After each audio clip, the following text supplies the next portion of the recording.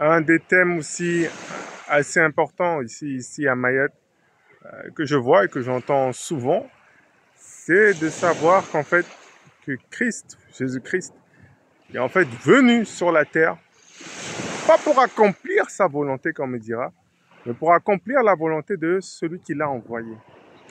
Il y a cette croyance donc sur sur les îles voisines, selon laquelle que voilà le faux prophète qui considère Mohammed serait venu donc avec une nouvelle révélation, c'est-à-dire que ils ne reconnaissent pas ce qui est écrit dans la Bible. Ou du moins, la Bible qu'on a en tant que chrétien n'est pas la véritable, où elle a été modifiée et qu'il y a eu une qui avant était la bonne, mais que maintenant celle qu'on a n'est pas la bonne entre nos mains et que c'est faux, c'est falsifié.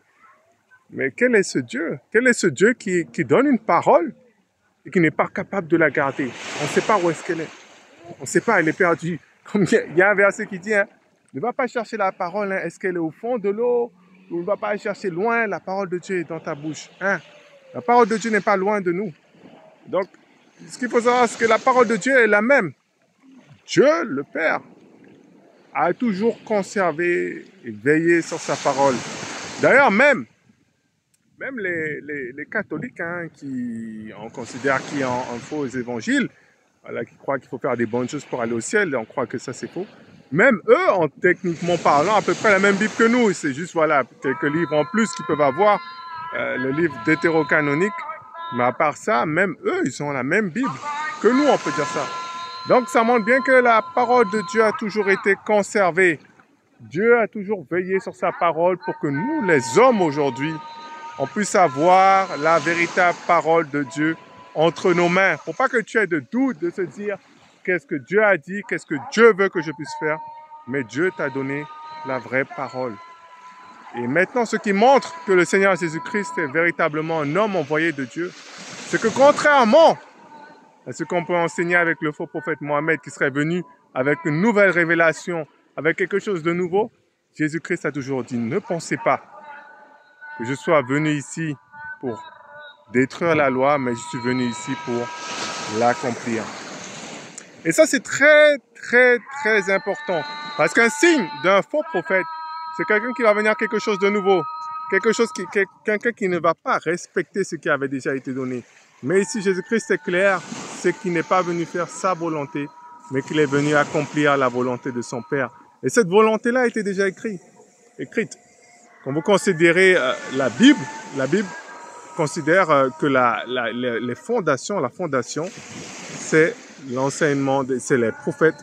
Et après, dans le Nouveau Testament, on voit aussi que c'est prophètes et l'enseignement des apôtres. Donc, il devait, le Seigneur Jésus-Christ, quand il devait venir, il se devait de respecter et de suivre à la lettre ce que les prophètes avaient déjà dit sur lui.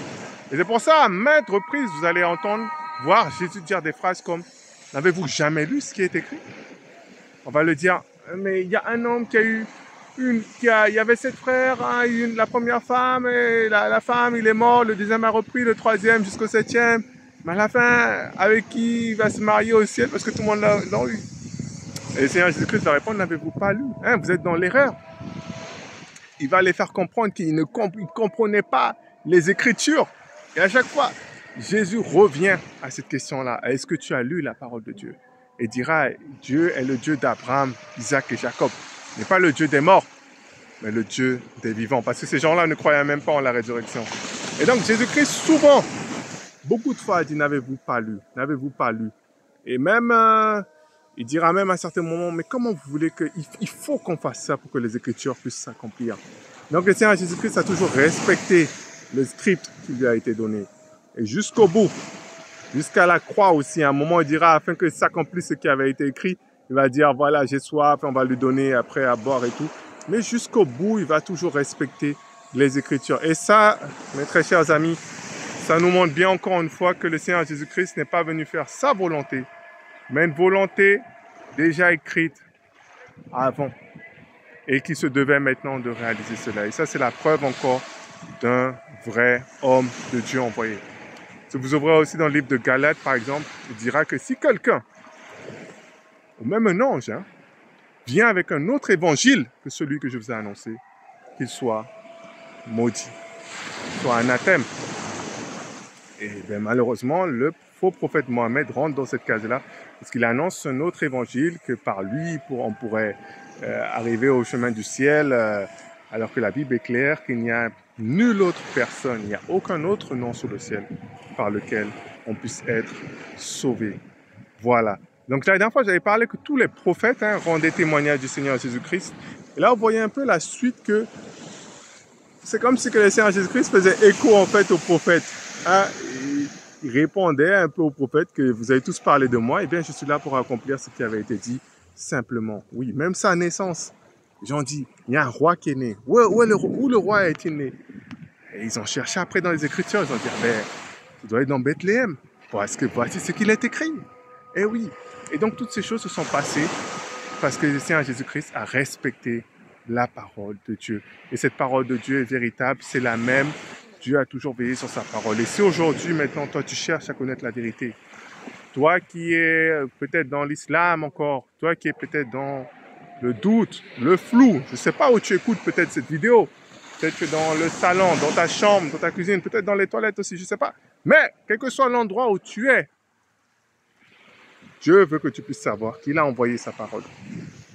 Et sa parole est là aujourd'hui pour nous éclairer.